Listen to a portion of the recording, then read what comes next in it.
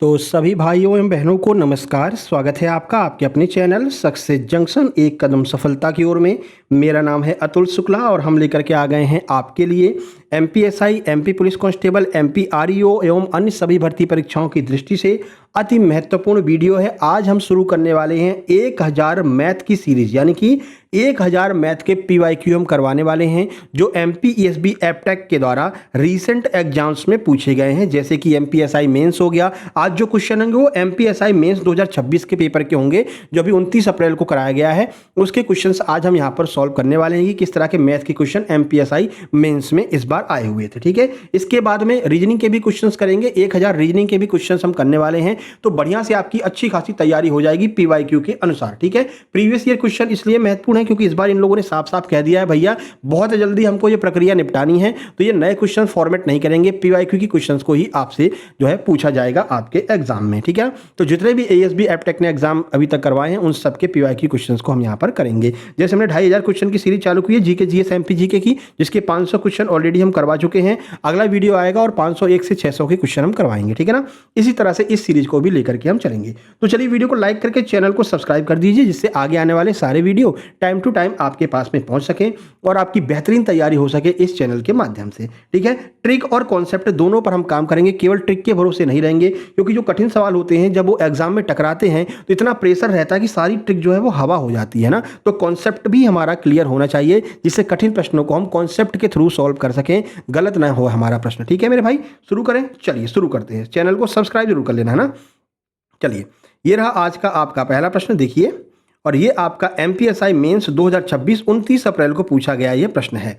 क्या है प्रश्न, चलिए देख लेते हैं। कह रहे हैं भाई यदि ए और बी का अनुपात 3:5 है, ठीक है, सी और डी का अनुपात 7:9 है, ठीक है भैया, इन अनुपातों का उपयोग करके ए रेशियो बी और सी रेशियो डी के संयोजन से बनने वाले मिश्रित अनुपात यानी कंपाउंड रेशियो के बारे में आपसे पूछा गया है। इसका आप कंपाउंड रेशियो निकाल करके बता दीजिए। देखो इसका एक नियम होता है, पहले आप लोग सॉल्व कर लो, वीडियो पॉज करो, सॉल्व कर लो, फिर हम आंसर बता रहे हैं। ठीक है ना, सॉल्व कराते हैं। देखो, जब भी आपको ए और बी का पूरा पूरा मान दिया हो, यानी आपको मान निकालना नहीं है, जो है परफेक्ट मान दे रखा है। क्या दे रखा है, क्या, हाँ देखो सर, ए का मान इन्होंने 3 दिया है, बी का मान 5 दिया है, मान मिल रहा है। सी का मान सर इन्होंने 7 दिया, डी का मान 9 दिया, यानी कि सबका मान इन्होंने दे रखा है। केवल कंपाउंड रेशियो पूछा है, तो जब भी आपसे कंपाउंड रेशियो पूछा जाए तो कुछ खास करना नहीं है, ए अपॉन बी इंटू सी अपॉन डी कर दो, बस यही आपका आंसर आ जाएगा। इसके आगे और भी कुछ दे रखा हो, ई अपॉन एफ दे रखा हो, जी अपॉन एच दे रखा हो, तो बस गुणा करते चले जाओ, आपका आंसर निकल करके आ जाएगा। तो सर कर लेते हैं गुणा, क्या दिक्कत है, 3/5 गुणा में 7/9, लो कर लो भैया। 3 से 9 को काटेंगे सर, 3 बार जाएगा। अब ऊपर का गुणा कर लो, नीचे गुणा कर दो। ऊपर का 7 का 1 से गुणा किया तो 7 आ गया सर, और 5 का 3 से गुणा किया तो 15 आ गया सर, यानी 7:15 हमारा आंसर हो जाएगा। कहाँ पर दिया है सर, ऑप्शन नंबर बी में दिया गया है, तो ऑप्शन नंबर बी ही हमारा सही आंसर हो जाएगा। समझ में आ गया? कोई दिक्कत हो तो आप कमेंट बॉक्स में कमेंट कर सकते हैं। ठीक है, आगे बढ़ें। सॉल्यूशन आपका हमने यहाँ पर दे दिया है, आप इसका सॉल्यूशन भी देख सकते हैं। ठीक है ना, चलिए आगे बढ़ते हैं। आगे बढ़ने से पहले आप लोग बता दें, जैसा कि आप लोग जानते हैं आपके सामने बहुत सारे एग्जाम आने वाले हैं। जैसे कि सबसे पहले हम बात करेंगे मध्य प्रदेश पुलिस कांस्टेबल की। तो एमपी पुलिस कांस्टेबल के लिए हमने एक शानदार पीडीएफ टेलीग्राम बैच लॉन्च किया है, जो है रक्षक पीडीएफ बैच। ठीक है, इसमें आपको क्या क्या मिलेगा, इसमें आपको math, reasoning, GK GS, MP GK, science, environment, इन सबके complete super selection theory notes मिलने वाले हैं, इन सबके पीवाईक्यू मिलने वाले हैं, और इन सब के बारे में आपको गाइडेंस भी दिया जाएगा इस रक्षक बैच में कि किस तरह से हमें इन क्वेश्चन से डील करना है, किस पोर्शन पर ज्यादा फोकस करना है, किस पर कम फोकस करना है। ये पूरी तैयारी आपको इस रक्षक पीडीएफ टेलीग्राम बैच के अंतर्गत कराई जाएगी। मात्र 189 रुपए में आपको ये पूरा मटेरियल मिलने वाला है। पीवाईक्यू सीरीज भी आपको पूरी इसी के अंतर्गत पीडीएफ फॉर्म में मिल जाएगी। ठीक है ना सर, प्राप्त कैसे करेंगे, तो कोई बड़ी प्रक्रिया नहीं है, ये आपको क्यूआर कोड दिखाई दे रहा है, इसका स्क्रीनशॉट ले लीजिए। इसी पर आपको 189 का पेमेंट करना है। उस पेमेंट का स्क्रीनशॉट इस व्हाट्सएप नंबर 7052547003 इस पर आपको सेंड कर देना है। जैसे आप स्क्रीनशॉट सेंड करेंगे, तुरंत की तुरंत आपको टेलीग्राम ग्रुप की लिंक सेंड कर दी जाएगी। प्राइवेट टेलीग्राम ग्रुप होगा, हम वेरीफाई करेंगे आपने पेमेंट किया है,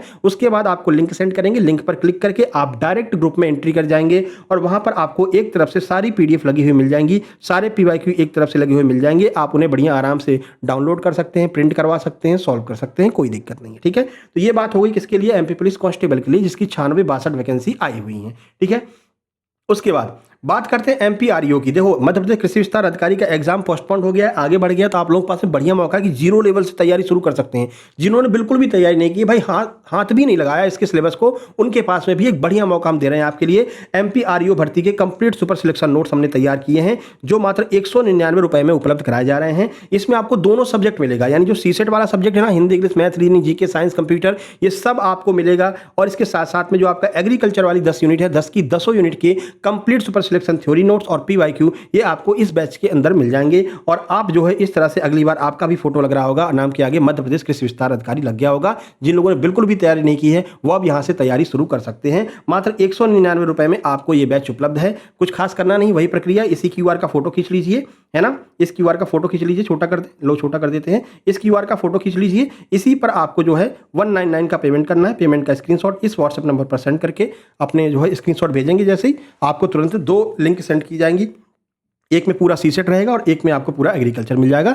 बढ़िया से आप लोग तैयारी कर सकते हैं। अगर आप केवल एमपीएसआई के नोट्स लेना चाहते हैं तो एमपीएसआई सिंपल एमपीएसआई के नोट्स 199 में उपलब्ध है। अगर आप कॉम्बो बैच लेना चाहते हैं जिसमें एमपीएसआई और कांस्टेबल दोनों मिल जाए तो एमपीएसआई और कांस्टेबल दोनों आपको एक साथ 299 रुपए में मिल जाएगा। तो 299 में एमपीएसआई और कांस्टेबल का कॉम्बो बैच भी आप ले सकते हैं। इसी प्रक्रिया के द्वारा आप ये नोट्स परचेज कर सकते हैं। ठीक है मेरे भाई, बाकायदा गाइडेंस किया जाएगा कि कैसे आपको तैयारी करनी है सिलेक्शन लेने के लिए। बहुत सारे लोगों के सिलेक्शन हुए हैं, लास्ट में आपको स्क्रीनशॉट भी दिखा देंगे, बढ़िया वर्दी वाले स्क्रीनशॉट दिखाएंगे। जिन लोगों की वर्दी लगी है पिछली बार वाले जो बैच में शामिल थे, है ना, तो आपको यकीन हो जाएगा कि हाँ बिल्कुल सर सही कह रहे हैं। ठीक है भाई, चलो आगे बढ़ते हैं।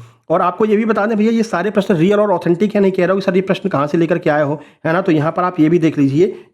ये देखिए एमपीएसआई का आप जो है आंसर की देख लीजिए, मेंस की। ठीक है, ये मेंस आंसर की के ही क्वेश्चन है। देखो एसआई सेकंड फेज 2026 पेपर 29 अप्रैल को हुआ 2026 को, उसी के क्वेश्चन हम आपको करा रहे हैं। जी के जी इसके करवा चुके हैं इससे पहले वाली वीडियो में। जो 401 से 500 वाले क्वेश्चन है वो इसी के क्वेश्चन है ना, एमपीएसआई मेंस के। और ये आपका मैथ रीजनिंग के क्वेश्चन है जिनको हम यहाँ पर सॉल्व करा रहे हैं।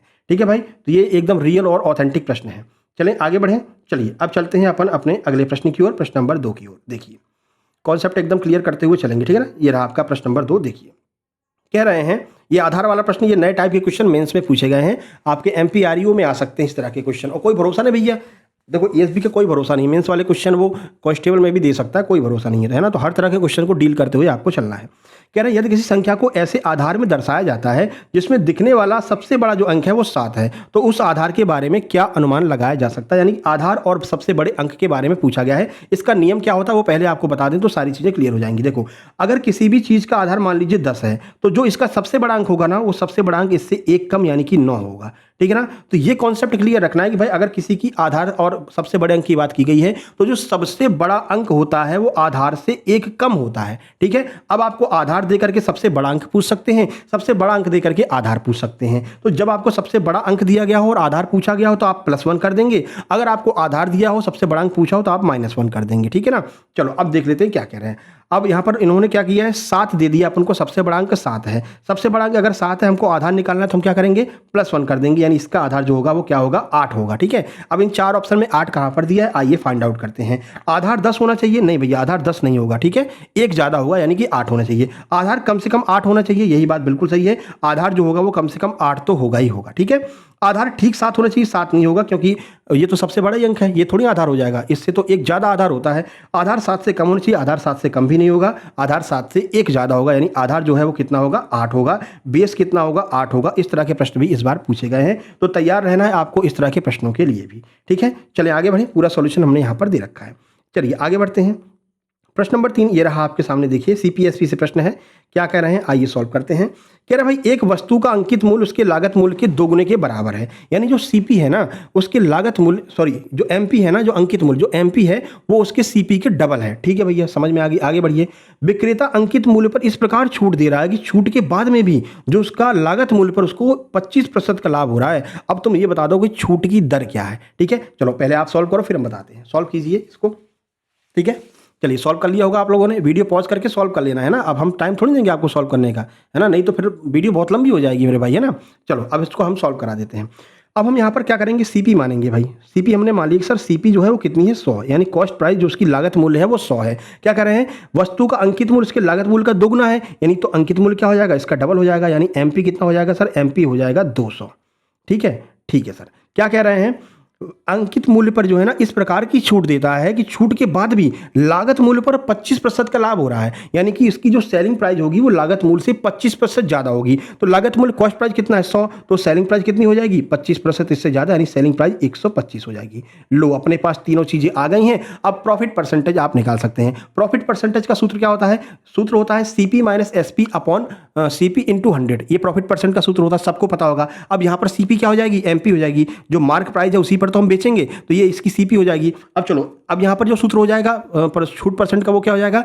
MP minus SP upon MP into 100। तो MP क्या है सर? MP है यहाँ पर सर 200 रुपये, ठीक है। SP क्या है सर? SP यहाँ पर 125 रुपये है, ठीक है। फिर नीचे MP आएगी, यानी नीचे क्या आ जाएगा? 200 आ जाएगा। मल्टीप्लाई में यहाँ पर 100 कर देंगे, ठीक है। इतना समझ में आ गया ना? अब 200 में से 125 घटाओ तो कितना बचेगा सर? 75 बचेगा, ठीक है भैया। 75 बच गया, नीचे 200 आ गया, मल्टीप्लाई में यहाँ पर 100 लिख देंगे तो हमारा परसेंटेज निकल के आ जाएगा प्रॉफिट परसेंट। 2 जीरो से 2 जीरो उड़ा देंगे। अब 75 में 2 का भाग दो, यानी 75 का आधा कितना होता है सर? 37.5 होता है, 37.5 होता है। 37.5 हमारा आंसर होना चाहिए, जो कि ऑप्शन नंबर डी में दिया गया है। तो ऑप्शन नंबर डी हमारा बिल्कुल सही आंसर हो जाएगा। समझ में आ गया? बिल्कुल एकदम कॉन्सेप्ट क्लियर करके चलिए, कहीं पर फंसने की बिल्कुल भी आवश्यकता नहीं है मेरे भाई, ठीक है ना। ये पूरा सॉल्यूशन भी आप यहाँ पर देख सकते हैं, जो आप नोट्स लेंगे तो पूरा सॉल्यूशन भी आपको मिल जाएगा, ठीक है भाई। चलिए चौथा नंबर का प्रश्न देखते हैं। देखिए चौथे नंबर का प्रश्न ये भी आपका भाषा वाला प्रश्न है ना। ये MPSI स्पेशल है, समझ लो ये, है ना। क्या कहना है देखो, यदि किसी डेटा सेट में प्रत्येक प्रेक्षण को -1 से गुणा कर दिया जाए तो निम्नलिखित में से क्या घटना निश्चित रूप से घटित होगी। जैसे कि एक डेटा सेट दिया 1 2 3 4 5, ये डेटा सेट दिया है हमको, ठीक है ना।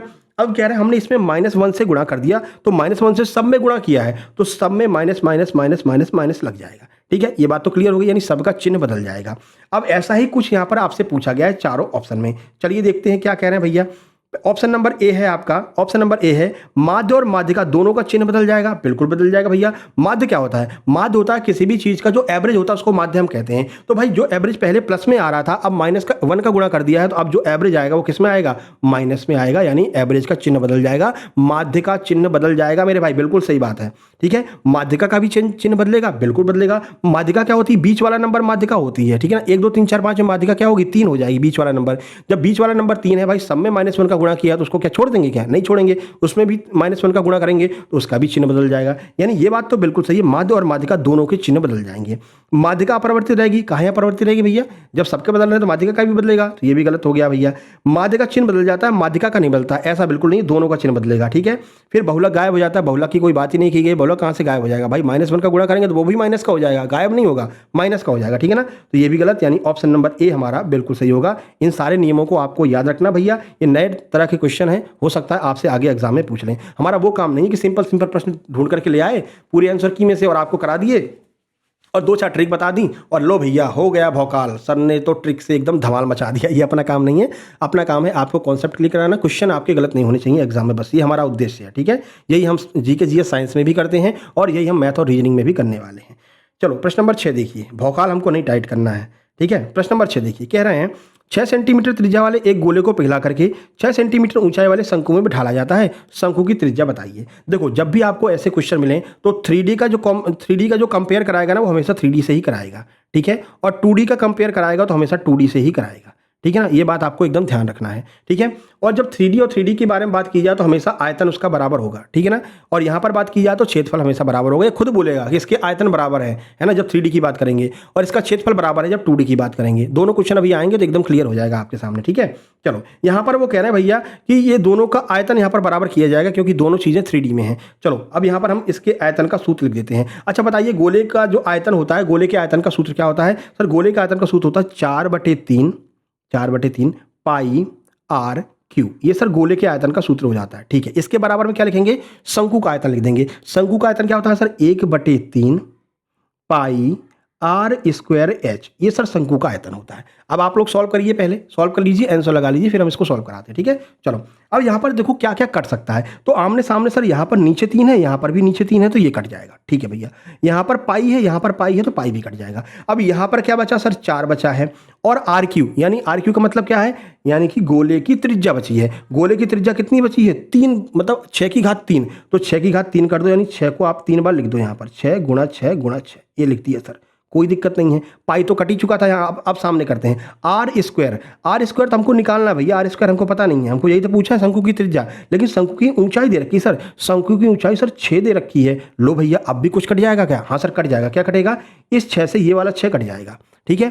अब अगर हमको आर का मान निकालना है तो यहाँ से ये 2 हटेगा, यानी स्क्वायर हटेगा। जब स्क्वायर हटेगा तो इस पर अंडर रूट चढ़ जाएगा। अब इसका अंडर रूट निकाल लो भैया। निकाल सकते हो कि नहीं निकाल सकते हो? बिल्कुल निकाल सकते हो सर। 4 का अंडर रूट अगर लेते हैं तो क्या बचता है सर? 2 बचता है बाहर, ठीक है। और ये 2 6 दिख रहे हैं, अंडर रूट लेंगे तो 1 6 बाहर आ जाएगा और सामने क्या रहेगा? आर रहेगा। बस ये आपका आंसर हो गया। आर बराबर 6 दूनी 12, यानी कि 12 सेंटीमीटर आपका बिल्कुल सही आंसर हो जाएगा। बोलो कॉन्सेप्ट क्लियर हुआ कि नहीं? कोई समस्या हुई क्या? कोई समस्या नहीं हुई ना?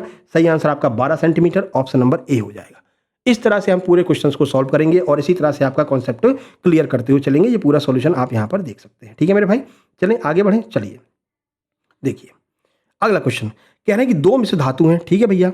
ए और बी को 7:5 के अनुपात में मिलाकर के 240 किलोग्राम नई मिश्र धातु तैयार की जाती है। मिश्रण में प्रयुक्त मिश्र धातु ए की मात्रा आपसे पूछी गई है कि ए की मात्रा क्या होगी। ये भी आपका एमपीएसआई का क्वेश्चन है 2026 का। अब देखो इसको चाहो तो आप सीधे ऑप्शन के थ्रू उड़ा सकते हो डायरेक्ट। कैसे? कि भाई जो ए और बी का मान दिया ना, देखो ए रेशियो बी, ठीक है। ए का मान 7 है, बी का मान 5 है, यानी कि ये रेशियो में ऑलरेडी बता रखा है 7 और 5 का रेशियो है। तो ए का मान आपसे पूछ रहे हैं, यानी कि ए का जो मान आएगा उसका वो 7 से पूरी तरह डिवाइड होगा, तभी तो उसका रेशियो बनेगा 7, है ना। यानी 7 से पूरी तरह कटना चाहिए। बताओ कौन सा ऐसा ऑप्शन है जो 7 से पूरी तरह कट रहा है? 120 नहीं कटेगा सर, 150 नहीं कटेगा सर 7 से, 130 नहीं कटेगा सर 7 से, एक ही ऑप्शन कट रहा है, ऑप्शन नंबर बी। तो 140 आपका आंसर हो जाएगा, ठीक है। इस तरह से पहली बात आप सॉल्व कर सकते हो। तो ये आपका डिवाइड वाला रूल हो गया। इस तरह के आपको हम कॉन्सेप्ट और ट्रिक भी बताते हुए चलेंगे। चलो एक तो ये हो गया। अब हम देख लेते हैं इसका तरीका क्या होता है, इसको कैसे हम सॉल्व करेंगे नॉर्मल वे में, ठीक है। कॉन्सेप्ट देख लीजिए। कह रहे हैं कि भाई 7 और 5 के अनुपात में है, टोटल 240 ग्राम। जब टोटल 240 ग्राम है तो टोटल निकाल लेते हैं ना भैया। 7x + 5x दोनों को मिलाकर के ही तो 240 ग्राम हो रहा है। हाँ सर दोनों को मिलाकर हो रहा है। तो भाई 7 और 5 12x, 12x बराबर कितना हो गया? 240 ग्राम हो गया। लो भैया x की वैल्यू निकाल लो। x की वैसे तो कोई वैल्यू होनी नहीं चाहिए आपकी ज़िंदगी में, ठीक है ना। जब x गई तो गई, गया तो गया, ठीक है ना। x की कोई वैल्यू नहीं होनी चाहिए, लेकिन यहाँ पर निकालना पड़ता है, ठीक है ना, क्योंकि ये मैथ है, ज़िंदगी नहीं है, ठीक है ना। चलो निकालते हैं भाई। 12 से 240 को काटेंगे 2 बार जाएगा, 12 दूनी 24। x का मान कितना आ गया? 20 आ गया मेरे भाई x का मान, ठीक है। क्या पूछ रहे थे सर? सर 7 की वैल्यू पूछ रहे थे, x का मान 20 है तो 7 में 20 का गुणा कर दो, 20 सत्ते कितना हो जाएगा? 140 हो जाएगा। 140 ऑप्शन नंबर बी हमारा सही आंसर हो जाएगा, ठीक है मेरे भाई। आगे बढ़ें। चलिए आगे बढ़ते हैं। समझ में आपके आ रहा होगा ना पूरा सॉल्यूशन ये रहा, ठीक है। चलिए प्रश्न नंबर 7 देखिए। प्रश्न नंबर 7 क्या कह रहे हैं? ये भी आपका देखो नया क्वेश्चन जो है इन्होंने फॉर्मेट किया है। कह रहे हैं देखो 3 धनात्मक पूर्णांकों, छोटा और कर दे क्या? छोटा और कर देते हैं ना, अब सही दिख रहा होगा, ठीक है ना। चलो इस तरह से अब पूरा दिखेगा। कह रहे हैं कि भाई 3 धनात्मक पूर्णांकों यानी पॉजिटिव इंटीजर का योग 30 है। उन तीनों पूर्णांकों के गुणनफल का अधिकतम, देखो यही शब्द मेन है, अधिकतम संभव मान बताइए, ठीक है। जब भी आपसे अधिकतम संभव मान पूछा जाए तो इसका एक नियम यहां पर काम करेगा। बीजगणित का नियम होता है। बीजगणित का नियम ये कहता है भाई अधिकतम मान तभी हो सकता है जब उनका योग बराबर बराबर डिवाइड कर दिया जाए। बराबर बराबर डिवाइड कर दो, एकदम बराबर, एक भी अंतर नहीं होना चाहिए, बराबर बराबर डिवाइड कर दो और उनका आपस में गुणा कर दो, वही इसका क्या हो जाएगा? वही इसका अधिकतम संभावित मान हो जाएगा, ठीक है। तो 3 पॉजिटिव इंटीजर है, यानी कि जो 30 है उसको 3 पार्ट में डिवाइड करना है, तीनों पार्ट में बराबर बराबर डिवाइड करना है और आपस में गुणा कर देना है, तो अधिकतम मान हमको मिल जाएगा। चलो 30 को अगर हम बराबर बराबर बांटेंगे तो कैसे करेंगे सर? 30 में 3 का भाग दे दो, है ना, तो ये बराबर बराबर भाग निकल करके आ जाएगा, यानी कि 1 की वैल्यू 10 आएगी। तो इसको 3 बराबर भागों में अगर हम 30 को बांटेंगे तो इस तरह से बांट सकते हैं 10 गुणा 10 गुणा 10, ठीक है। अब यही इसका अधिकतम मान हो जाएगा। इसका आपस में गुणा कर दो, गुणा करेंगे तो सर 1000 आ जाएगा, जो कि आपके ऑप्शन नंबर किस में दिया है? ऑप्शन नंबर डी में दिया है। यही आपका आंसर हो जाएगा। ये बीजगणित का नियम यहाँ पर फॉलो कर रहा था। इस तरह के क्वेश्चन फॉर्मेट करके ले आए हैं मेंस में। नियम क्या होता है ये आप यहाँ पर देख सकते हैं। बीजगणित के नियम के अनुसार जब कुछ संख्याओं का योग स्थिर कांस्टेंट होना चाहिए, कह रहे भैया योग उसका 30 है, आगे पीछे नहीं, 30 ही है, कांस्टेंट दे दिया है आपको, तो उनका गुणनफल तब अधिकतम होगा जब तीनों संख्याएं आपस में बराबर होंगी और फिर उनका गुणा कर दो तो उनका जो गुणनफल होगा वो अधिकतम आपको मिलेगा, ठीक है भाई। आगे बढ़ें।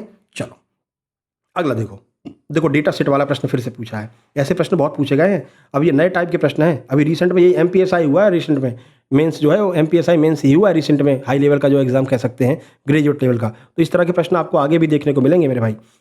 कह रहे हैं निम्नलिखित में से कौन सा विकल्प किसी डेटा सेट में एक नया एक्सट्रीम मान जोड़ने का प्रभाव सबसे अच्छा वर्णन करता है। यानी कोई डेटा सेट दिया 1 2 3 4 5 ये डेटा सेट दिया है, कह रहे हैं कि इसमें सर एक्सट्रीम मान जोड़ दीजिए, यानी इसमें 10 जोड़ दीजिए, एक बड़ा से बड़ा मान जोड़ दीजिए, तो क्या परिवर्तन आएगा इसमें, ये आपसे पूछ रहे हैं। ठीक है, अब जो नया मान जोड़ेंगे कहाँ जोड़ेंगे, सबसे लास्ट में ही तो जोड़ेंगे, तो ये बात आप ध्यान रखना कि सबसे लास्ट में जोड़ेंगे, बीच में नहीं, सबसे लास्ट में जोड़ेंगे। ठीक है, देखो क्या परिवर्तन होंगे। माध्यिका में महत्वपूर्ण परिवर्तन होगा, क्या होगा कि नहीं माध्यिका में परिवर्तन, भाई माध्यिका तो बीच में रहती है, इसमें परिवर्तन होगा कि नहीं, आगे देखते हैं। माध्यिका शून्य हो जाएगी, क्या माध्यिका एकदम शून्य हो जाएगी, माध्य चरम मान की ओर हट जाता है, माध्य और माध्यिका दोनों परिवर्तित रहते हैं, तो इसका सही आंसर होगा माध्य जो है वो चरम मान की ओर हट जाता है, यानी जो एवरेज निकल रहा था वो एवरेज एकदम से बढ़ जाएगा। ठीक है, जितना ज्यादा जोड़ते जाओगे एवरेज उतना ज्यादा बढ़ता चला जाएगा, लेकिन माध्यिका बिल्कुल बीच में होती है, माध्यिका पर कोई भी असर नहीं पड़ेगा, यानी माध्यिका का कोई फर्क ही नहीं पड़ता है, माध्यिका शून्य भी नहीं होगी, माध्यिका में परिवर्तन ही नहीं होगा और माध्यिका चरम मान की ओर नहीं जाएगी, केवल जो माध्य होगा वही चरम मान की ओर जाएगा, वही एक्सट्रीम वैल्यू में बदल जाएगा, वही बदलेगा और कुछ नहीं बदलेगा मेरे भाई। ऑप्शन नंबर सी आपका सही आंसर, पूरा सॉल्यूशन आप यहां पर देख सकते हैं। ठीक है, आगे चलें, देखिए प्रश्न नंबर 9 करते हैं। 25 प्रश्न है आपके सामने, है ना, आज हम 25 प्रश्न लेकर के आए, आगे से प्रश्नों की संख्या बढ़ाएंगे, 1000 करने हैं, एग्जाम से पहले करवा देंगे। ठीक है, चलो इस क्वेश्चन को देखते हैं, टाइम एंड वर्क का है। ठीक है, ये भी पूछा गया है आपका, देखो नीचे डेट डली हुई है, MPSI मेंस 2026 29 अप्रैल। देखो क्या क्वेश्चन है, कह रहे हैं ए और बी मिलकर के किसी काम को 12 दिन में कर लेते हैं। ठीक है भैया, ए जो है वो बी से दोगुनी स्पीड से काम करता है। ठीक है, 4 दिन 7 काम करने के बाद ए काम छोड़ करके चला जाता, धोखा दे दिया ये ने कहा 4 ही दिन काम करेंगे, अब नहीं कर रहे हम, तो ए काम छोड़ करके चला गया है, शेष काम को पूरा करने के लिए बी को कितना टाइम लगेगा। ठीक है भैया, सॉल्व करते हैं। देखो ये है ए और ये है बी, ए जो है ना वो बी से दुगनी तेजी से काम करता है, यानी बी अगर 1 करेगा तो ए की इफिशियंसी 2 हो गई। ठीक है, दोनों मिलकर के 12 दिन काम करते हैं। अब टोटल वर्क निकालने के लिए क्या करेंगे, टोटल वर्क कैसे निकलेगा, देखो टोटल वर्क है, टोटल वर्क जब निकालते हैं तो दिन का गुणा एफिशिएंसी से कर देते हैं। इन्होंने काम कितना किया है, 12 दिन काम किया है, दोनों मिलकर के कितनी इफिशिएंसी देंगे, 3 इफिशिएंसी देंगे भाई, 2 तो 1 की हो गई और बी की 1 हो गई, तो दोनों मिलकर के एक दिन में 3 यूनिट काम कर रहे हैं, तो 12 दिन में कितना काम करेंगे, 12 3 36, टोटल 36 यूनिट काम होगा। ठीक है सर, टोटल 36 यूनिट काम होगा।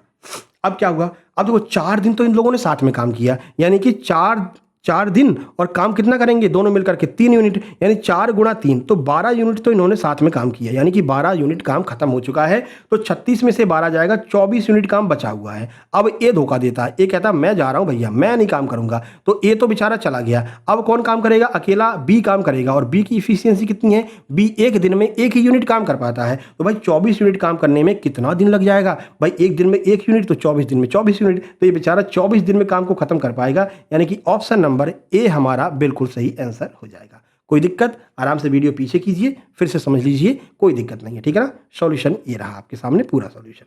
ठीक है भाई, चलो 10 नंबर पर चलते हैं। चलो 10 नंबर क्या कह रहा है, घन और घनाभ का प्रश्न है, देखिए एडवांस का प्रश्न है। ठीक है ना, इसको थोड़ा छोटा करें, हाँ अब सही है। चलो इस क्वेश्चन को देखो और इसको सॉल्व करने का प्रयास करो। 20 सेंटीमीटर ऊंचाई वाले एक सिलेंडर, और पूरा क्वेश्चन तो देखा नहीं, हाँ ये रहा, 44 सेंटीमीटर, 30 सेंटीमीटर और 21 सेंटीमीटर आकार के एक घनाकार क्यूबॉइड धातु के ब्लॉक को पिघला करके 20 सेंटीमीटर वाले सिलेंडर में बदला जाता है। तो आपसे सिलेंडर की त्रिज्या पूछी गई है। चलिए सिलेंडर की त्रिज्या आप लोगों को बताना है। हमने आपको क्या कहा था कि जब भी आपसे 3D वाले क्वेश्चन पूछे जाएंगे तो हमेशा दोनों का आयतन बराबर करना होगा। तो चलो हम आयतन इसका बराबर कर लेते हैं। ठीक है, पहले पूरा देख लो क्वेश्चन, आप सॉल्व करो और आंसर लिखो, फिर हम इसको सॉल्व कराते हैं। ठीक है, चलो सॉल्व करो आप लोग। चलो देखो दोनों का आयतन कैसे निकालेंगे सर, घनाभ का जो आयतन होता है ना वो LBH होता है, L into B into H. ठीक है भैया, अच्छा अब क्या है, अगला क्या है, अगला है आपका सिलेंडर। तो सिलेंडर का जो आयतन होता है, सिलेंडर का आयतन क्या हो जाता है, बेलन का होता है sir pi R square H. ठीक है, अब जो चीज़ दी गई है उस चीज़ को हम यहाँ पर रख देंगे। ठीक है, चलो रखो। LBH का तो पूरा ही मान दे रखा है सर 44, ठीक है, गुणा में 30 गुणा में 21, पूरा ही मान दे रखा है, कोई दिक्कत नहीं है। ठीक है, पाई का मान, पाई इधर तो है नहीं, इधर है, और पाई में आंसर क्या, पाई में आंसर भी नहीं, यानी पाई का मान तो सर रखना पड़ेगा। ठीक है, रख लेते हैं 22/7। कोई दिक्कत नहीं है। पूछा क्या है, पूछा सर हमसे त्रिज्या पूछा है, यानी R² तो R² रहेगा, इसका कुछ नहीं बिगड़ने वाला। उसके बाद एच की वैल्यू कितनी दे रखी है सर, एच की वैल्यू दे रखी है इन्होंने 20 सेंटीमीटर ऊंचाई, यानी कि 20 दे रखी है एच की वैल्यू, बस ये रख लिया। अब कर लो सॉल्व, अब कोई दिक्कत नहीं है। चलो सॉल्व करते हैं। देखो 22 से कटेगा 44 कितनी बार, 2 बार कट जाएगा, हाँ सर जीरो से ये जीरो चला जाएगा, बिल्कुल चला जाएगा सर। इस दो से ये दो चला जाएगा, बिल्कुल चला जाएगा सर। अब हमारे पास में क्या बचा, अब कैंची का गुणा कर लो, यहाँ पर बेचारे आर स्क्वायर को छोड़ दो, ऐसे का ऐसा, यहाँ पर करो, देखो यहाँ पर क्या बचा हुआ है, यहाँ पर सर एक तो 3 बचा है, ठीक है, एक ये 21 बचा है, 21 लिख लेते हैं, और एक ये नीचे वाला 7 है ना सर, ये भी आ जाएगा, तो ये 7 लिख लिया, ठीक है। अब इस पर आर स्क्वायर लगा हुआ है, यानी आर पर घात 2 लगी है, इस घात को जैसे ही हटाएंगे यहाँ पर अंडर रूट लग जाएगा, ठीक है। अब इसका मान निकाल लो, आपका आंसर है भाई 7 और 3 का गुणा करेंगे क्या हो जाएगा, 21 हो जाएगा, यानी अंदर तो 2 21 हो रहे हैं, एक तो 21 ये रहा और एक इन दोनों को मिलाकर 21 बन जाएगा। तो जब 2 21 अंडर रूट के अंदर है तो बाहर जब निकालेंगे तो 1 21 बाहर निकल करके आ जाएगा, यानी 1 21 बाहर आ गया और यहाँ पर आर आ गया, तो आर की वैल्यू कितनी हो गई, 21 सेंटीमीटर हमारा आंसर होगा, जो कि हमारे ऑप्शन नंबर ए में दिया गया है। बिल्कुल सही आंसर ऑप्शन नंबर ए हो जाएगा, ठीक है मेरे भाई। आगे बढ़े, समझ में आ रहा है ना, अच्छे समझ में आ रहा है, कोई दिक्कत तो नहीं है, पूरा सॉल्यूशन आप यहाँ पर देख सकते हैं। चलिए अब 11 नंबर फिर से डेटा सेट वाला आ गया है। इस तरह के क्वेश्चन के लिए आपको तैयार रहना पड़ेगा मेरे भाई, ठीक है। देखो क्या कर रहे हैं, निम्नलिखित में से कौन सा कथन माध्य के बारे में सदैव सत्य है। माध्य क्या होता है जानते हैं ना, एवरेज को ही माध्य हम कहते हैं, ठीक है ना। तो कह रहे हैं ऐसा कौन सा कथन है जो माध्य यानी मीन के बारे में हमेशा सत्य रहेगा। क्या सत्य रहेगा, देखो, या डेटा सेट में मौजूद प्रत्येक प्रेक्षण से प्रभावित होता है, क्या ये बात सही है। दूसरा, यह सदैव डेटा सेट में मौजूद मानों में से एक होता है, यानी कि ये खुद में एक मान होगा हमेशा, ऐसा जरूरी क्या, ऐसा जरूरी नहीं है ये खुद ही मान हो, है ना। ऐसा भी तो हो सकता है कि एवरेज जो निकल रहा हो वो डेटा सेट में ना हो, एवरेज कुछ और निकल रहा है, तो ये भी हो सकता है, यानी ये बात तो गलत हो गई सर। यह सदैव माध्यिका के बराबर होता है, ये भी नहीं है भैया, माध्यिका के बराबर थोड़ी होगा भाई, जरूरी नहीं है कि जो बीच की वैल्यू हो वही जो है माध्य हो, है ना, वो तो माध्यिका हो सकती है, लेकिन माध्यिका और माध्य कभी बराबर नहीं हो सकते हैं, ये भी जरूरी नहीं है, ठीक है ना। यह चरम मूल्यों से प्रभावित नहीं होता है, बताइए कौन सा इसमें से सही हो जाएगा। कह रहे चरम मूल्य से प्रभावित नहीं होता है, होता तो है सर, अभी तो बता के आए थे, अगर कोई एक्सट्रीम वैल्यू जोड़ देंगे तो माध्य परिवर्तित हो जाएगा, यानी ये भी बात गलत हो गई। केवल एक बात सही है, ऑप्शन नंबर ए, ये डेटा सेट में मौजूद प्रत्येक प्रेक्षणों से प्रभावित होता है। अगर डेटा सेट में जो भी प्रेक्षण मौजूद है, अगर माइनस का गुणा कर दोगे तो माध्य माइनस का हो जाएगा, इसमें 2 का गुणा कर दोगे माध्य 2 गुना हो जाएगा, 5 का गुणा कर दोगे माध्य 5 गुना हो जाएगा। प्रत्येक डेटा के जो प्रेक्षण होते हैं उससे माध्य बेचारा प्रभावित होता है। यही आपका आंसर ऑप्शन नंबर ए हो जाएगा। सॉल्यूशन पूरा यहां पर दिया गया है, देख लीजिएगा। चलो भैया अगला क्वेश्चन देखो, एक व्यापारी क्या कह रहे हैं, देखो हाँ अब सही है।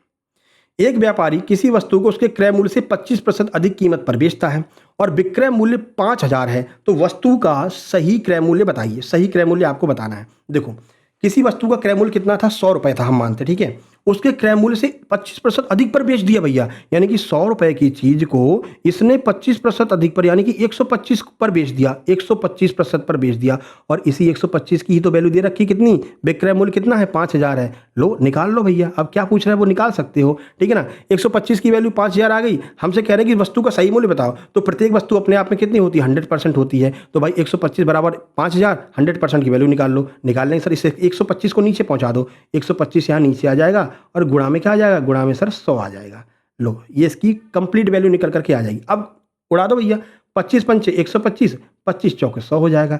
5 का गुणा, 5 का भाग 5000 में दोगे तो एक बार जाएगा, 5 एकन 5, यानी 1000 यहाँ पर हो गया। 4 का गुणा हो जाएगा, 4000 बिल्कुल सही आंसर आएगा, जो कि ऑप्शन नंबर बी में दिया गया है। ऑप्शन नंबर बी हमारा बिल्कुल सही आंसर हो जाएगा, ठीक है मेरे भाई। MPSI मेंस का प्रश्न है। हमने आपसे कई बार कहा भाई, जो आपका ESB एप्टेक है वो मैथ पर बहुत ज़्यादा डीपली नहीं जाता है। अगर मान लीजिए 10 क्वेश्चन मैथ के हैं तो 2 क्वेश्चन ही कठिन होंगे, बाकी सरल होंगे। अगर आपका कॉन्सेप्ट क्लियर है तो, कॉन्सेप्ट नहीं क्लियर है, ट्रिक के भरोसे बैठे हो तो भैया आराम आराम हो जाएगी, ठीक है ना, फिर कोई कुछ नहीं कर सकता है ना। तो केवल ट्रिक के भरोसे आपको नहीं बैठना है।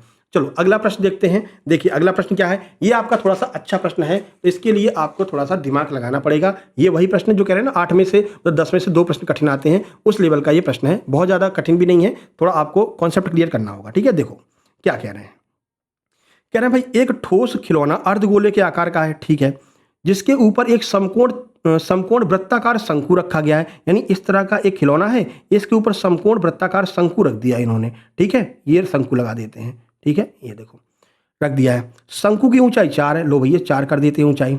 आधार का व्यास 6 सेंटीमीटर है, इसके आधार का व्यास 6 सेंटीमीटर है, तो पूरा जो व्यास है कितना है, 6 सेंटीमीटर है।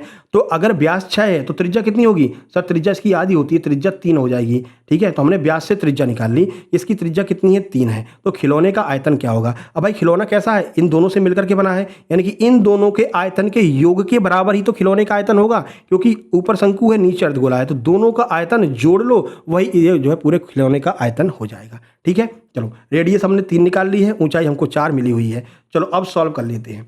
देखो दोनों का आपको आयतन का सूत्र पता होना चाहिए, थोड़ा छोटा करेंगे क्योंकि ये जो है जगह घेरेगा, ठीक है ना, जगह घेरेगा ये पूरा पूरा। चलो पहले आप सॉल्व करो फिर हम बताते हैं। चलो भैया, खिलौने का कुल आयतन क्या होगा, दोनों के आयतन के बराबर। तो पहले हमको पता होना चाहिए कि सर अर्धगोले का आयतन का सूत्र क्या होता है। अर्धगोले के आयतन का सूत्र होता है 2/3 पाई आर क्यू। ठीक है, ये अर्धगोले का होता है।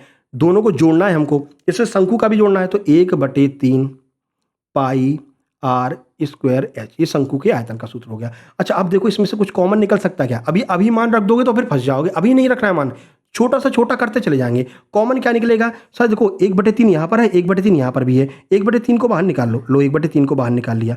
और क्या बाहर निकलेगा, और सर यहाँ पर 2r है, यहाँ पर 3r है, तो सर आर स्क्वायर भी तो बाहर निकल आएगा, तो निकाल दो आर स्क्वायर को बाहर, लो आर स्क्वायर भी बाहर आ गया। और कुछ निकलेगा, पाई भी निकल आएगा सर, पाई यहाँ पर पाई यहाँ पर, तो पाई भी निकाल देते हैं। वैसे पाई में आंसर दिया तो पाई का कोई मतलब नहीं रहेगा यहाँ पर। ठीक है, अब अंदर क्या बचा वो देख लो, अंदर बचा है सर 2।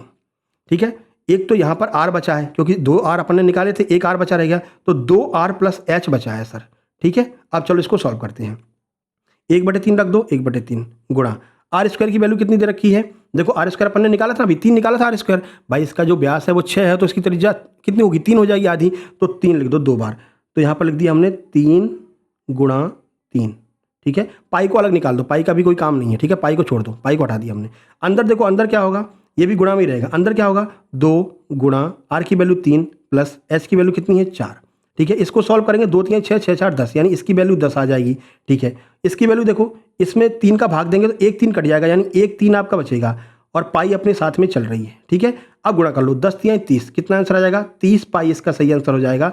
30 पाई कहाँ पर दिया है, 30 पाई आपका जो है ऑप्शन नंबर डी में दिया गया होगा। देखो हाँ, ऑप्शन नंबर डी में दिया गया 30 पाई, तो यही आपका आंसर हो जाएगा। ये थोड़ा सा अच्छा क्वेश्चन था, है ना, थोड़ा सा कॉन्सेप्ट अगर आपका क्लियर होता तो आप इसे आराम से कर सकते थे। ठीक है, आगे समझ में, इसको वीडियो को पीछे कर लीजिए, आपको सब समझ में आ जाएगा। ठीक है ना, बार बार हमने आपसे बोला है भाई 3D पर अगर बात की जाए तो दोनों का आयतन बराबर होना चाहिए। ठीक है, 2D पर बात की जाए दोनों का क्षेत्रफल बराबर होना चाहिए। यहाँ पर 3D पर बात किया था, लेकिन दोनों से मिलकर के खिलौना बन रहा था, तो दोनों के आयतन को हमको जोड़ना पड़ेगा। दोनों के आयतन में सूत्र रखा, सूत्र से उसको सूत्र को और छोटा किया, और छोटा करने के बाद में मान रख दिया, आंसर निकल के आ गया। कोई दिक्कत, आगे बढ़ें, चलिए आगे बढ़ते हैं भैया।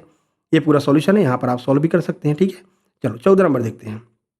देखो क्या कह रहा है, ये बहुत सिंपल प्रश्न है, आपने कई बार करा भी होगा। देखो कह रहा है कि एक व्यापारी 2 अलग अलग वस्तुओं को समान विक्रय मूल्य पर बेचता है, और पहली वस्तु पर 20% का लाभ होता है, दूसरी पर 20% की हानि होती है। इन दोनों लेन देन में कुल कितना लाभ प्रतिशत या हानि होगी। तो बहुत सिंपल प्रश्न है ना।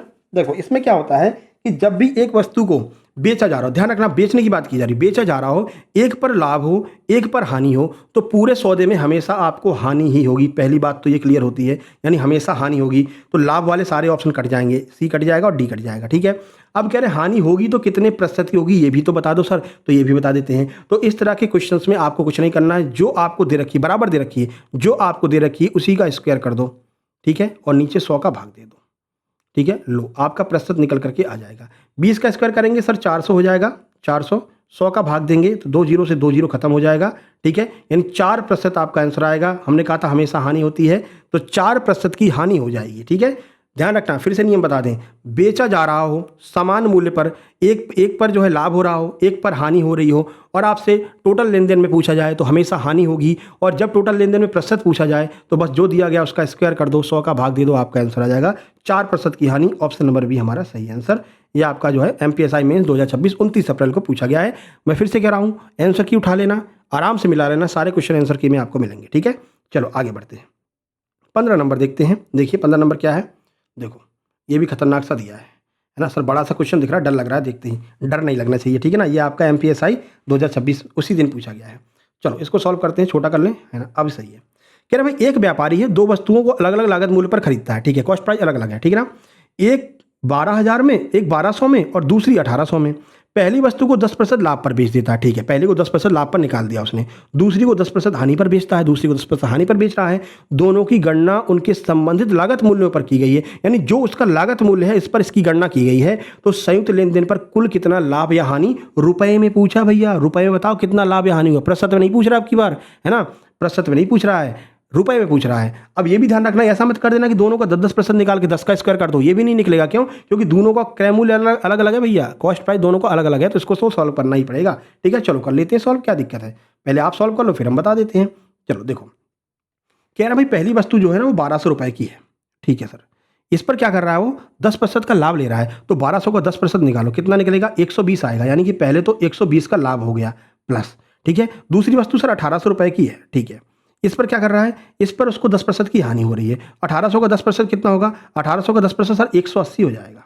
ठीक है सर, 180 हो गया, लेकिन माइनस लॉस हो रहा है। अब पूछ रहे हैं कि भाई कितना लाभ और हानि होती है रुपए में, तो अब निकाल ही सकते हैं भाई। 180 में से 120 घटाओ 60 रुपये आएगा और माइनस का आएगा, यानी कि 60 रुपये का इसको हानि हो गई सर। ठीक है, तो सही आंसर क्या हो जाएगा आपका, ऑप्शन नंबर डी हो जाएगा, 60 रुपये की इसको हानि हो रही है। आ गया समझ में, फिर से बता दें क्या, फिर से देख लो, कोई दिक्कत नहीं है, ऑप्शन डी आपका सही आंसर है। देखो कह रहे भाई एक कोई व्यापारी है, मान लीजिए आप ही हैं, दो वस्तु तुमने खरीदी, ठीक है ना, एक का मूल्य 1200 रुपये था, एक का 1800 था। ठीक है, एक पर 10% का लाभ, दूसरे पर 10% हानि, आपसे कह रहे हैं कि रुपए में बता दो। तो हमने क्या किया, पूरा सॉल्व करने की बजाय सीधे 1200 का 10% निकाल लो, तो हमको 120 रुपये मिल गए, ये प्लस का मिल गया, फायदा मिल गया। दूसरी वस्तु 1800 की थी, 10% हानि हो गई, इसका 10% निकालो 180 हो जाएगा, लेकिन क्या हो रही, हानि हो रही है, तो ये माइनस में हो जाएगा। अब इसको जब सॉल्व करेंगे तो 180 में से 120 जाएगा, 60 रुपये बचेगा और माइनस का बचेगा, तो हमको हानि हो जाएगी। ठीक है भाई, चलिए आगे बढ़ें, चलिए आगे देखते हैं। चलो बहुलक वाला क्वेश्चन आ गया, सिंपल सा प्रश्न है। बहुलक क्या होता है जानते हो, दिए गए आंकड़ों का बहुलक बताइए, यानी कि यहाँ पर आपसे मोड पूछा गया है। तो देखो जब भी आपको डेटा दिया गया हो, डेटा में से बहुलक पूछा जाए, तो बहुलक वो होता है जो बहुत बार आ जाता है ना। बहुत का मतलब जो इस लाइन में सबसे ज़्यादा बार जो नंबर आया होगा वही आपका बहुलक होगा। चलो देखते हैं कौन सा नंबर सबसे ज़्यादा बार आया है। तो क्या दिख रहा है आपको सबसे ज़्यादा बार, देखो 2 एक बार, 2 बार, 3 बार, तो 2 तो यहाँ पर सर 3 बार आया है। और भी कोई चीज़ है जो डबल बार रिपीट हुई है, और सर कोई ऐसी संख्या हमको दिख नहीं रही जो रिपीट हुई हो। ठीक है ना, तो इसमें आपका बहुलक क्या हो जाएगा, 2 ही हो जाएगा। ठीक है ना, तो आपका आंसर ऑप्शन नंबर बी 2 हो जाएगा। ठीक है, तो बहुलक का अर्थ होता है पूरे डेटा सेट में जो अंक सबसे ज़्यादा बार आया हो उसी को हम बहुलक कहते हैं, उसी को मोड कहते हैं मेरे भाई, है ना, मोड़ा नहीं, मोड, मोड कहते हैं, मोड़ा कहते हैं विंडो में रहना है। ठीक है ना, अपनी साइड, अपन चंबल के हैं, ठीक है, रहते इंदौर में हैं लेकिन रहने वाले चंबल के भैया हैं, तो हमारे यहाँ पर लड़कों को मोड़ा कहा जाता है। ठीक है, तो ऐसे ध्यान रखना कि जो मोड़ा बार बार आएगा वही इसका जो है मोड हो जाएगा। तो कौन सा मोड़ा बार बार आ रहा है सर, 2 नंबर का मोड़ा बार बार आ रहा है, तो यही इसका जो है आंसर मोड, ऑप्शन नंबर बी 2 हो जाएगा। ठीक है भाई, आगे बढ़ें, चलिए आगे बढ़ते हैं। सॉल्यूशन पूरा ये रहा आपके सामने, पूरा हमने बता भी दिया है। सारी चीज़ें तो एक एक बार आ रही हैं, लेकिन 2 जो है वो 3 बार आया है, इसलिए ये इसका आंसर हो जाएगा। चलो 17 नंबर पर चलते हैं। देखिए 17 नंबर क्या करें, ABMPSI मेंस का ही है, इसको छोटा कर दे, हाँ अभी सही है। कह रहे हैं कि किसी निश्चित धनराशि पर 10% वार्षिक ब्याज की दर से 2 वर्ष के CI और SI का अंतर 50 रुपये है, तो आपको धनराशि बताना है। इसका तो बड़ा सिंपल सा एक ट्रिक होती है, एक सूत्र होता है, सबको याद है लगभग, PR², ऐसे रहता है, SI माइनस CI बराबर PR² अपॉन 100²। ठीक है, तो बस अब इसको सॉल्व कर लेते हैं। SI माइनस CI रख दो, SI माइनस CI सर 50 दे रखा है, ठीक है सर, बराबर P की वैल्यू तो दे नहीं रखी है, नहीं रखी, ये तो पूछ रहा है, तो P की वैल्यू P रहने दो।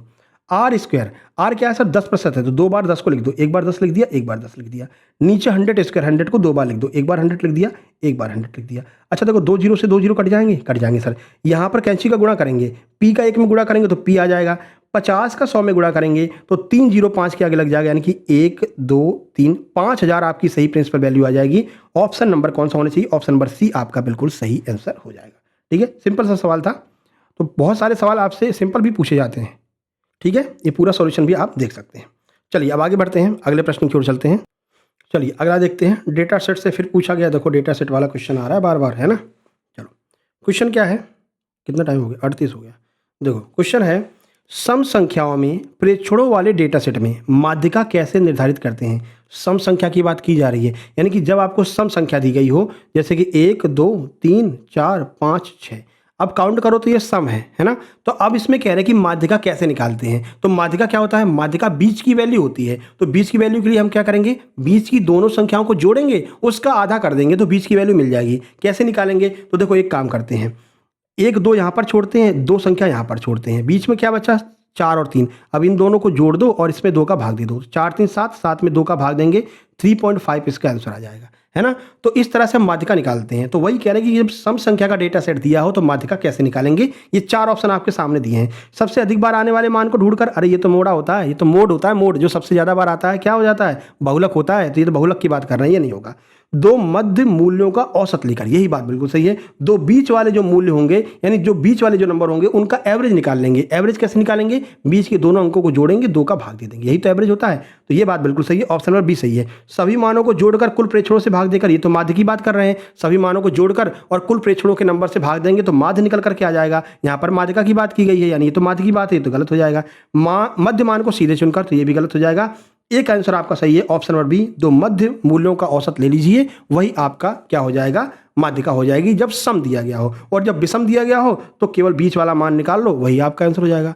भाई माध्यिका के बारे में ध्यान रखना, माध्यिका हमेशा एक मान होती है, वो कौन सी होती है? बीच वाली। एग्जैक्ट बीच की वैल्यू निकाल लो, वही आपकी माध्यिका होती है। ठीक है ना? फिलहाल क्या आंसर होगा? ऑप्शन नंबर बी होगा। अभी माध्यिका वाले क्वेश्चन आएंगे तो और आपको ये कॉन्सेप्ट क्लियर हो जाएगा। ठीक है, ये पूरा सॉल्यूशन दे रखा है। आगे बढ़े, चलिए 19 नंबर देखिए। 19 नंबर क्या है? देखो 19 नंबर भी आपका बढ़िया क्वेश्चन है, डेटा वाला क्वेश्चन है। देखो कह रहे हैं डेटा पर्याप्तता, जिसे हम डेटा सफिशियंसी कहते हैं, संबंधित समस्याओं में छात्र प्रायः निम्नलिखित में से कौन सी सबसे गंभीर गलती करते हैं? जब भी आपके सामने रीजनिंग में डेटा सफिशियंसी वाला प्रश्न आए, या मैथ में भी आता है डेटा सफिशियंसी, तो सबसे बड़ी गलती क्या करते हैं? देखो डेटा सफिशियंसी में आपको बिल्कुल एग्जैक्ट मान नहीं निकालना होता है, आपको यह बताना होता है कि इसका मान हम कैसे निकाल सकते हैं इस डेटा का प्रयोग करके, ना कि एग्जैक्ट मान ही आपको निकाल के बताना होता है। ठीक है, अब चलो चारों ऑप्शन पढ़ते हैं तो क्लियर होगा। अनावश्यक डेटा की अनदेखी करना, ऐसा थोड़ी करोगे, सारी डेटा को अनदेखी कर दोगे तो कैसे निकालोगे?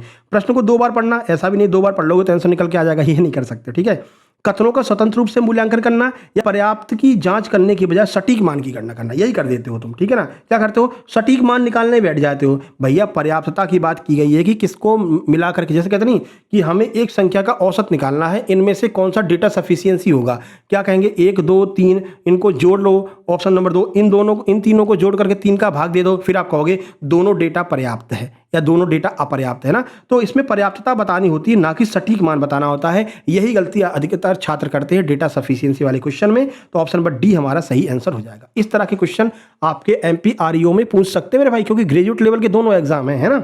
समझ लो, देखो एमपीएसआई कैसे क्वेश्चन आते हैं मेंस में। ठीक है, तो 2 स्टार की अगर आप तैयारी कर रहे हो कि इस बार 2 स्टार लग जाए 500 पोस्टों में से, तो इस तरह के क्वेश्चंस को डील करना आना चाहिए। ठीक है ना? और इस पूरी की तैयारी हम करवाएंगे, आप बिल्कुल परेशान ना हो। ठीक है, चलो ये भी आपका एमपीएसआई मेंस का है। देखो क्या कह रहे हैं, किसी वस्तु की कीमत में 20% की कमी हो जाती है। अच्छा, कुल व्यय को अपरिवर्तित रखने के लिए खपत में आवश्यक वृद्धि ज्ञात कीजिए। देखो इसका एक ट्रिक आपको हम बता देते हैं। अगर आपसे कह रहे हैं कि 20% की कमी हो रही है, तो जब कमी की बात की जाए और 20% के लिए बता रहे हैं, 20% कमी की बात की जाए तो इसका आंसर 25% होगा। ठीक है, पहली बात। तो यहां पर आप डायरेक्ट 25% लगा सकते हो। कैसे होगा वो आगे बता रहे हैं। और जब आपसे यहां पर 25% दिया हो, ठीक है, और वृद्धि की बात की जाए तो इसका आंसर 20% होगा। दोनों एक दूसरे के अपोजिट होते हैं, लेकिन ध्यान रखना यहां पर कमी की बात की जाए तो 25 आंसर होगा, और यहां पर वृद्धि की बात की जाए तो 20 आंसर होगा। दोनों में ध्यान रखना। अभी सॉल्व करा देते हैं तो समझ लो। अगर आपको ये पता होता तो आप डायरेक्ट लगा के निकल लेते हैं ना। चलो देखो अब क्या करना, किसी वस्तु की मतलब 20% कमी होती है। जब भी 20% या जितने की कमी करने की बात की जाए उसको ऊपर लिख दो। लो लिख दिया सर, 20 लिख दिया। कह रहे हैं कि इतने की कमी हो जाती है प्रतिशत में। तो प्रतिशत क्या होता है? प्रतिशत हमेशा 100 होता है। हाँ, 100 में 20% की कमी हो रही है, तो 20 की कमी कर दो, कितना हो जाएगा? 80% हो जाएगा। इस 80 को नीचे लिख दो, बस हो गया काम आपका। गुणा 100 का गुणा कर दो प्रतिशत निकालने के लिए, काम हो गया भैया आपका। ठीक है, 20 चौको 80, 4 का भाग 100 में देंगे, 25% हमारा आंसर निकल करके आ जाएगा। ऑप्शन नंबर सी हमारा बिल्कुल सही आंसर होगा।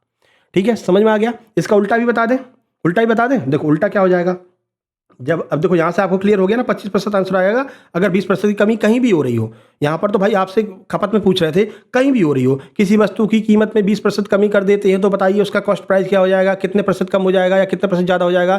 तो 20% की कमी करेंगे तो कॉस्ट प्राइस 25% हो जाएगा। ठीक है, 25% की वृद्धि हो जाएगी। अगर कहीं पर कह रहे हैं कि किसी वस्तु के मध्य मान में 20% की कमी करते हैं तो फाइनल मान में कितनी वृद्धि हो जाएगी, तो आप सीधे बता देना 25% की वृद्धि हो जाएगी, लेकिन 20% की कमी होनी चाहिए। ठीक है, अब यहाँ पर जब 25 दिया गया हो, यहाँ पर अगर 25 दिया गया हो, है ना, और कमी की जगह पर वृद्धि दी गई हो, वृद्धि, तो ध्यान रखना तो आपका आंसर क्या आएगा? तो आपका आंसर हमेशा 25 का उल्टा 20 आ जाएगा।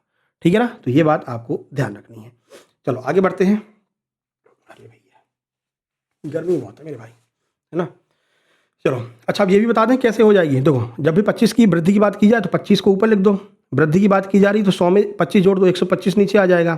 ठीक है, गुणा 100 कर दो। लो भैया 25 पंचे 125, 25 का भाग 100 में दोगे 20 बार जाएगा, 20 आपका आंसर आ जाएगा। ठीक है ना, तो 25 का उल्टा 20 होता है, 20 का उल्टा 25 होता है, ये आपको ध्यान रखना है। ठीक है मेरे भाई, आगे बढ़ते हैं। चलिए आगे बढ़ते हैं।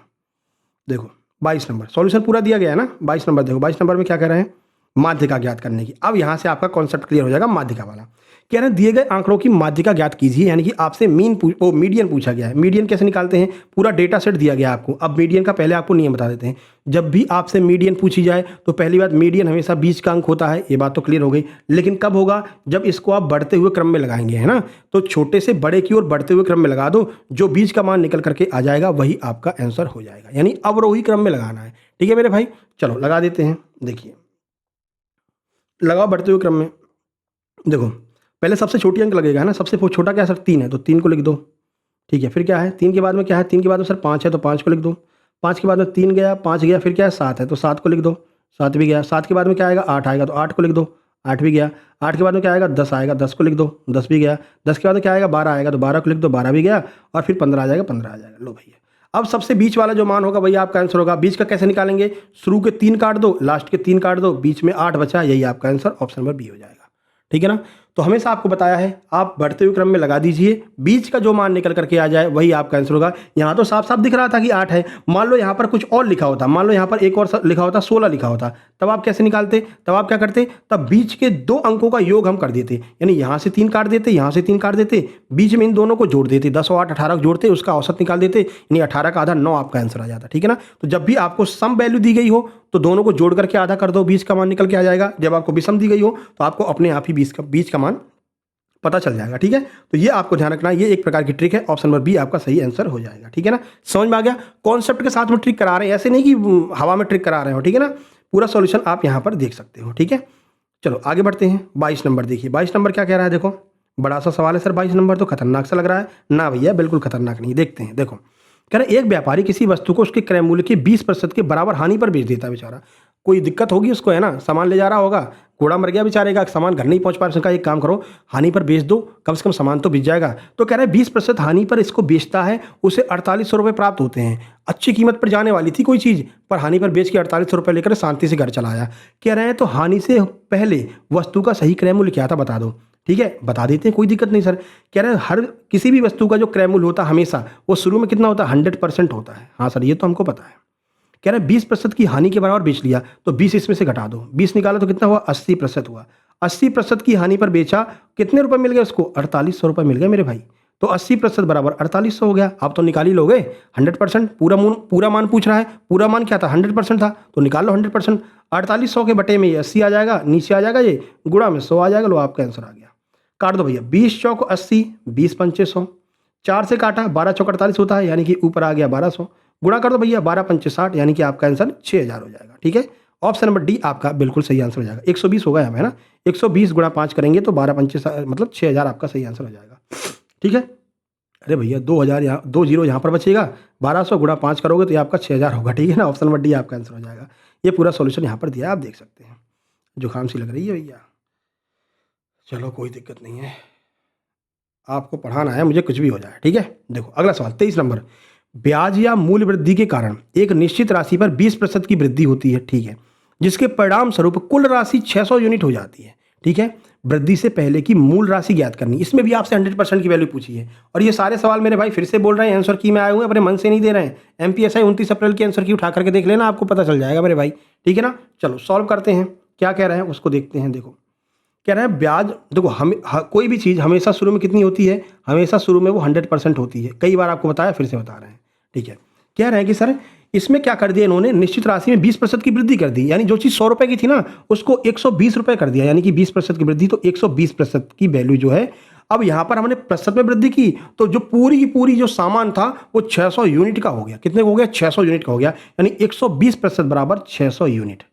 फिर कह रहे हैं कि ओरिजिनल मूल्य बता दीजिए, 100 का मान बता दीजिए। क्या नहीं निकाल सकते हैं आप, बड़ी आसानी से निकाल सकते हैं। इस 120 को नीचे पटक दो, लो आ गया नीचे, गुणा 100 कर दो, लो पूरी वैल्यू मिल गई आपको। अब काट दो सर, 0 से 0 चला जाएगा, ठीक है। 12 से 60 को 600 काटेंगे, 50 बार जाएगा, 12 पंचे 60, यानी 500 ये और मिल जाएगा, तो 500 रुपये हो जाएगा ऑप्शन, ठीक है। चलो देखते हैं कहाँ पर दिया गया है। सही आंसर ऑप्शन नंबर ए में ही दिया गया है। आपको तो मौका भी नहीं दिया हमने सॉल्व करने का, है ना, ऑप्शन ही नहीं दिखाए। सर ये तो गलत बात है, आपने ऑप्शन ही नहीं दिखाए। नहीं हम तो कर लेते, है ना, भले नहीं आ रहा हो लेकिन हम कर लेते सर, आपने ऑप्शन नहीं दिखाए, ठीक है।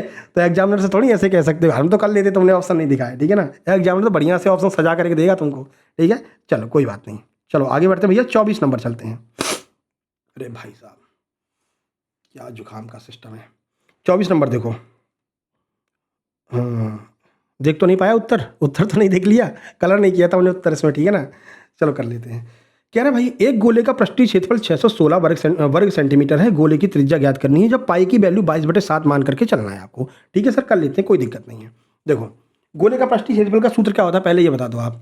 तो सर गोले का जो पृष्ठीय क्षेत्रफल होता है वो 4πr² होता है सर, इतना हमको पता है। क्या होता है गोले का पृष्ठीय क्षेत्रफल सर 4πr² होता है, कोई दिक्कत नहीं है। जो मान आपको दे रखा है वही इसके सामने लिख दो, 4πr² बराबर 616 हो गया सर, ठीक है। चलो सॉल्व करते हैं। 4 गुणा पाई में तो मान दिया नहीं, पाई का मान रखना पड़ेगा, ठीक है, रख देते हैं। 4 गुणा 22/7 गुणा आर की वैल्यू दी है क्या बताओ, क्या ज्ञात करना है, त्रिज्या तो ज्ञात करना, आर की वैल्यू तो दी नहीं है, तो आर को आर लिख दो, r² बराबर 616।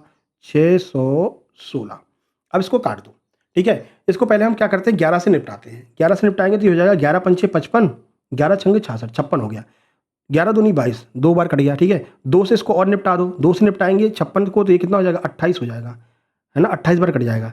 अब देखो अब निकाल लो भाई आंसर। देखो यहाँ पर क्या होगा, देखो यहाँ पर तो 4 बचा है, यहाँ पर 28 बचा है, तो एक बार और कट जाएगा सर, ये 28 को निपटा दो 4 से, तो 4 से हमने 28 को काटा, कितनी बार जाएगा 7 बार जाएगा, ठीक है। तो एक तो ये ऊपर 7 बचा है और एक नीचे 7 बचा है, कैंची का गुणा हो जाएगा, r² तो बेचारा यहीं छोड़ दो, r² को यहीं पर छोड़ो, ठीक है। इस 7 को इस 7 के साथ में लेकर के चले जाओ, इसका मिलन करा दो, 7 गुणा 7 हो गया। अब यहाँ से जब स्क्वायर हटाएंगे तो इसके ऊपर क्या जाएगा अंडर रूट आ जाएगा, है ना, अंडर रूट आ जाएगा। तो अब आर की वैल्यू निकाल सकते हो ना, आर की वैल्यू निकालेंगे तो 2 7 है अंदर, एक बाहर निकल के आ जाएगा, तो आर की वैल्यू कितनी आ गई 7 सेंटीमीटर आ गई। ऑप्शन नंबर ए हमारा सही आंसर हो जाएगा, ठीक है मेरे भाई। आगे बढ़े, चलिए आगे बढ़ते हैं, आगे बढ़िए, तगड़ी जुकाम ना हो जाए, नहीं तुम्हारे लिए समस्या हो जाएगी, है ना। क्लासेस चलती रहनी चाहिए भैया, नहीं होगी अभी चलते हैं, काढ़ा बनाकर पी लेंगे, सिस्टम सही हो जाएगा, ठीक है। सिस्टम को हैंग नहीं होने देंगे अपन, ठीक है।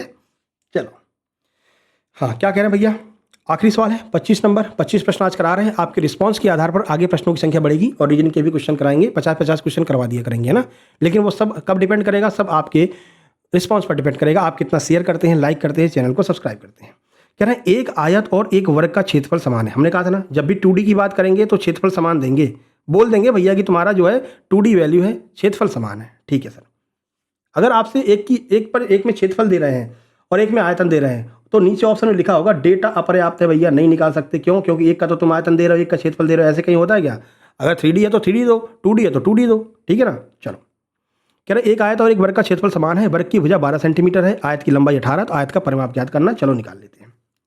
पहले आयत एक वर्ग का क्षेत्रफल समान है ना, तो पहले वर्ग के क्षेत्रफल का सूत्र क्या होता है? तो देखो पहले वर्ग की भुजा तो दे रखी है सर, भुजा तो दे रखी है सर, यानी ए का मान तो 12 दे रखा है, तो वर्ग का क्षेत्रफल क्या होता है? ए स्क्वायर होता है ना। तो अगर एक मान दे रखा है कितना 12, तो इसका क्षेत्रफल बराबर होना चाहिए, तो ए स्क्वायर बराबर क्या हो जाएगा? ए स्क्वायर बराबर जो आपका क्या है आयत का और इसका एरिया बराबर हो जाएगा, है ना। तो यानी ए स्क्वायर बराबर कितना हो जाएगा? लंबाई गुणा चौड़ाई L इंटू बी, ठीक है। तो ये आयत का क्षेत्रफल हो गया, ये वर्ग का क्षेत्रफल हो गया। ए की वैल्यू 12 दे रखी है, स्क्वायर कर देंगे तो 12 का स्क्वायर 144, यानी कि इसका तो अपन को क्षेत्रफल निकल के आ गया 144, ठीक है। यहाँ पर क्या दिया था? यहाँ पर से लंबाई दी थी 18 और हमसे पहले अपन ये निकाल लेंगे, इसकी चौड़ाई निकाल लेंगे, फिर आप लास्ट में इसका जो है परिमाप बता देंगे। तो पहले यहाँ से चौड़ाई निकालते हैं, तो बी की वैल्यू क्या आ जाएगी? 18 से काट दो इसको, 144 कितनी बार जाएगा? 8 बार जाएगा, है ना। तो भाई बी की वैल्यू 8 आ गई और एल की वैल्यू पहले ही दे रखी थी कितनी? 18।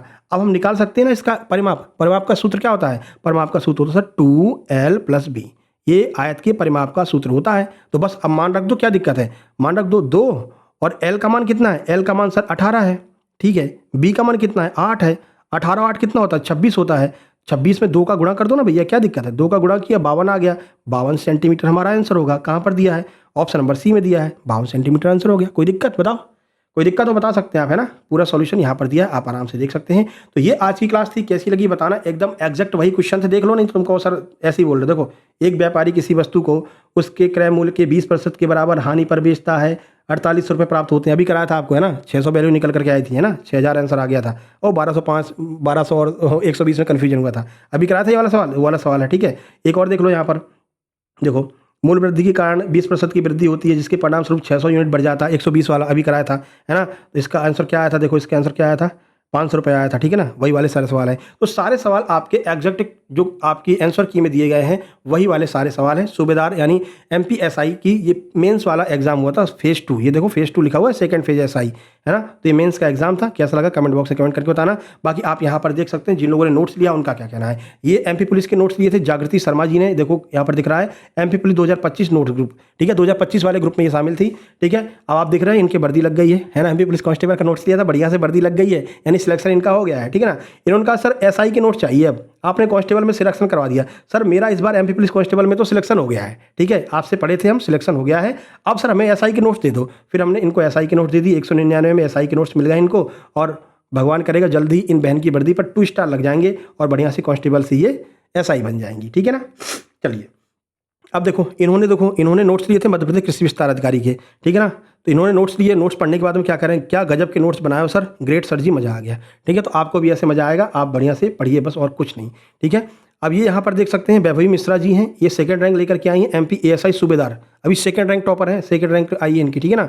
इनका जैसे रिजल्ट आया, इन्होंने तुरंत अपना रिजल्ट भेजा कि सर हमारा सिलेक्शन हो गया। हमने कहा वाह क्या बात है, कांग्रेचुलेसन, शानदार। फिर हमने कहा आपको हमारे नोट्स और वीडियो से मदद मिली थी कि नहीं मिली थी, बता दो भाई सबको। तो उन्होंने कहा कि यस सर, आपसे कांस्टेबल के नोट्स लिए थे, वीडियो और पेपर एनालिसिस देखा था, उनसे बहुत हेल्प मिली थी। कांस्टेबल में भी सिलेक्शन हो गया है, SI में 13% में है, और ASI सूबेदार में सेकंड रैंक आई है। अब आप खुद देख सकते हो, 3 एग्जाम बहन ने क्वालिफाई किए हैं, और 13% का रिजल्ट आ जाएगा तो इन बहन की वर्दी पर भी 2 स्टार लग जाएंगे। भगवान से दुआ करते हैं कि इनकी वर्दी पर भी 2 स्टार लग जाए, ठीक है। तो ये इस तरह के नोट्स हैं, ये कंटेंट की क्वालिटी है, ठीक है मेरे भाई। तो कोई फर्जीवाड़ा अपने यहाँ नहीं मिलेगा, आप सीधे इस नंबर पर व्हाट्सएप करके नोट्स प्राप्त कर सकते हैं, ठीक है। बाकी जो ऐप पर नोट्स दे रहे हैं, एक बार आप लोग ऐप का रिव्यू देख लिया करो। किसी भी ऐप को डाउनलोड करने से पहले उस पर क्लिक करो, नीचे सी मोर लिखा रहता है, सी मोर, ठीक है। इस पर क्लिक करोगे तो पूरा रिव्यू सिस्टम खुल करके आ जाता है। तो जिन लोगों ने नोट्स लिए होंगे या फिर जिन लोगों ने उस ऐप को यूज किया होगा, वो वहाँ पर लिख देते हैं कि ये ऐप कैसा है ना, खराब है कि अच्छा, कोई फर्जीवाड़ा तो नहीं है। तो किसी के भी नोट्स लेने से पहले सबके ऐप के नीचे जा करके देख लिया करो, तो पैसे तुम्हारे खर्च होने से बच जाएंगे, है ना। किसी फर्जी नोट्स के चक्कर में मत पड़ना। एग्जाम ओरिएंटेड जो कंटेंट मिलेगा वो आपको सक्सेस जंक्शन के टेलीग्राम बैच में ही मिलेगा, ठीक है। तो चलिए मिलते हैं नेक्स्ट वीडियो में। अगली आपकी रीजनिंग की वीडियो आने वाली है, फिर से हम जो है आपका जो GK GS वाली चल रही है उसको कंटिन्यू रखेंगे, और बीच में MP REO वालों के लिए एग्रीकल्चर की भी वीडियो लेकर के आएंगे, ठीक है। सबके पास में समय है, SI वालों के पास में भी समय है, REO के पास में भी समय है। नोट्स से अपना पूरा कॉन्सेप्ट क्लियर कर लीजिए, पूरा बैकग्राउंड क्लियर कर लीजिए, थ्योरी क्लियर कर लीजिए, और प्रैक्टिस हम आपकी शानदार तरीके से PYQ करवा ही रहे हैं, ठीक है ना। तो कोई दिक्कत आपको नहीं होगी, आप आराम से सिलेक्शन ले जाओगे, ठीक है। तो ये तीनों बैच हैं। MPSI वाला नहीं दिया इसमें, MPSI कॉम्बो वाला 299 का है और MPSI 199 का है। जो भी चाहिए पेमेंट करके स्क्रीनशॉट भेजना, नीचे एग्जाम का नाम डाल देना, आपको नोट्स मिल जाएंगे, ठीक है। तो मिलता है नेक्स्ट वीडियो में। वीडियो को शेयर जरूर कर देना, आपका रिस्पॉन्स जैसा रहेगा उसी हिसाब से आगे वीडियो आती रहेंगी, ठीक है। तो मिलते हैं नेक्स्ट वीडियो में, तब तक के लिए नमस्कार, धन्यवाद।